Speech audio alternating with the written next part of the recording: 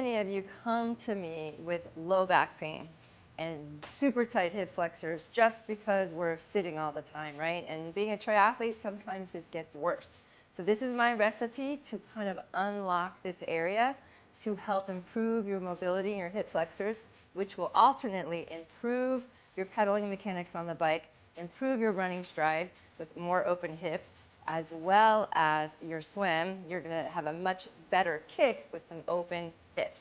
So this is my recipe. Okay, guys, first you want to stand in this little bit of awkward posture. We're going to turn our toes in towards each other and have a micro bend in your knees. You want to think really tall and chin in. Imagine you have like a fruit basket on the top of your head. Okay, you're going to put your hands on your hips. And what we're going to do is we're going to practice spilling our pelvic bowl forward, so arching your back and then rounding and tucking your tail under. And we're going to do this for as many as 50 reps if you need that relief. And you want to go to the end ranges. Okay, so I'm not straightening my legs. I'm just focusing on my lower spine, curling under and arching. And this is what it looks like from the side. Okay, so I'm arching my back, right? And then pulling my tailbone under, pulling my belly button in. Arching and rounding. Arching and rounding. And you might feel some discomfort. Again, listen to your body. Let pain be your guide. But you know, you don't want to go above a 7 in discomfort, but you want to do a lot of repetitions of these. Okay, after that, I'm going to put my right arm out and put my left hand on my right shoulder, and I'm just going to imagine my hips are in cement.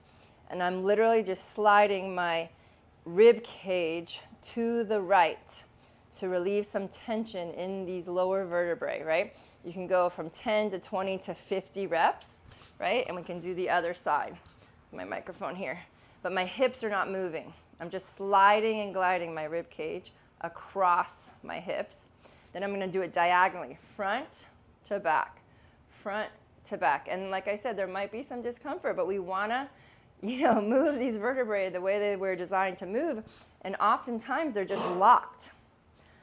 They're just stuck in there, right? So it takes some practice. I recommend doing these in front of the mirror, and you can do them 20 on each side, 20 front to back, and each direction. So after we have loosened all this area up, we're actually going to hit the floor with our hamstrings on the wall, followed by quads on the wall. Okay, so this takes a little bit of work to get into position, but it's worth it to get there.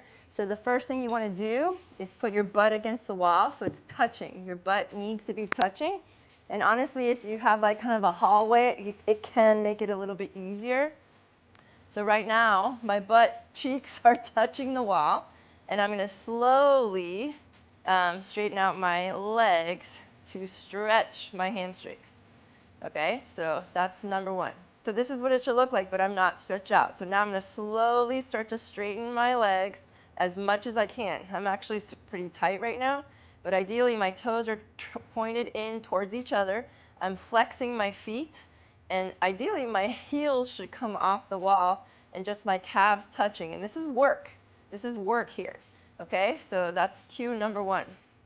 All right, so from here, I'm going to pull my belly button in, keep my chin in, looking down towards my belly button, and then I'm putting my arms overhead, and I'm literally pushing away with my straight arms, Spider-Man hands, wrists flexed back, and my heels are towards the sky.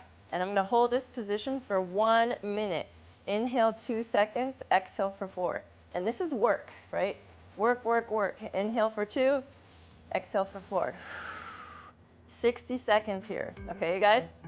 Then when you're done, you're going to slowly lower your arms, lower one leg and then the other, and we're just going to take a rest here. Okay, so now we're going to start in this hands and knees position, and I'm going to put my left knee as close to the wall as I can with my foot flexed. This is for running specific, and then if you want to work on your swim specific, you're going to point your toe away. Okay, so this is called quads on the wall. So we're going to start with my foot flexed, and I'm going to put my other foot between my hands and be in this lunge position. So honestly, I'm pretty tight right now, but I'm going to stay here for about a minute to help loosen this hip flexor up. And I'm not on my kneecap here. I am on my quad, okay? Really, really important distinction. because I don't want you to be on your kneecap. So as you get loosened up and as you do this more every day, you're going to be able to come up, right, and hold this position, ideally with 2 hands, right, and good posture. I'm actually not in the best position. I'm kind of leaning forward.